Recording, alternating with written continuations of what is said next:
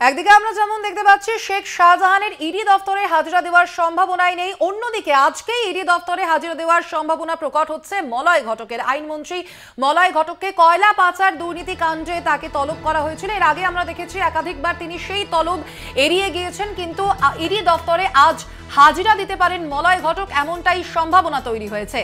CGO কমপ্লেক্সের বাইরে, সেই কারণে বিধাননগর পুলিশের তৎপরতা চোখে পড়ার মতো মূলত কড়া নিরাপত্তায় মুড়ে ফেলা হয়েছে সিজিও কমপ্লেক্স চত্বরকে।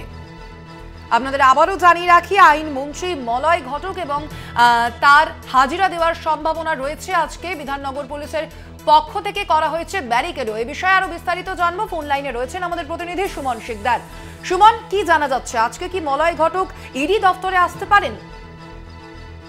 না, একদম দেখো, এই কয়লা দুর্নীতি মামলায় যে ইডির হাজিরা, সেই হাজিরা কিন্তু বলাই যেতে পারে যে এড়ালেন, যেহেতু নির্দিষ্ট যে সময় সকাল 10টা, সেই 10টার সময় সল্টলেক যে সিজিও কমপ্লেক্স ইডি দপ্তর, সেই দপ্তরে হাজির দেওয়ার নির্দেশ দিয়েছিল ইডি আধিকারিকরা। সেই মতো কিন্তু 10টা বেজে গেল, এখনো রাজ্যের মন্ত্রী তিনি কিন্তু হাজিরা দেননি। এর আগেও একাধিকবার নোটিশ করলেও তিনি কিন্তু হাজিরা এড়িয়েছেন। বলাই যেতে পারেন যে বুধবার যে সিজিও কমপ্লেক্স সকাল 10টায় তিনি হাজিরা দেওয়ার কথা থাকলেও তিনি এখনো পর্যন্ত এসে পৌঁছাননি। সেক্ষেত্রে তিনি আদৌ আজকে আসবেন বা হাজিরা এড়াবেন, সেটাই কিন্তু এখন দেখার বিষয়। এই মুহূর্তে বিধাননগর পুলিশ বাহিনী, তারা বিশাল পুলিশ বাহিনী গোটা সিজিও কমপ্লেক্স চত্বরটা মুড়ে রেখেছে গেটের বাইরে।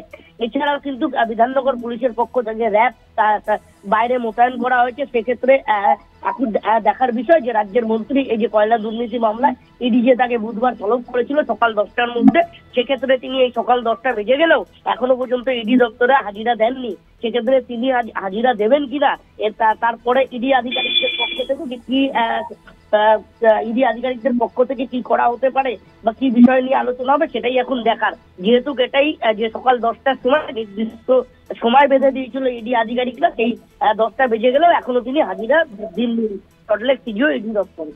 অর্থাৎ আজও যেমনটা দেখা যাচ্ছে যে এখনো পর্যন্ত ইডি দপ্তরে হাজিরা দেননি মলয় ঘটক। ধন্যবাদ তোমাকে সুমন।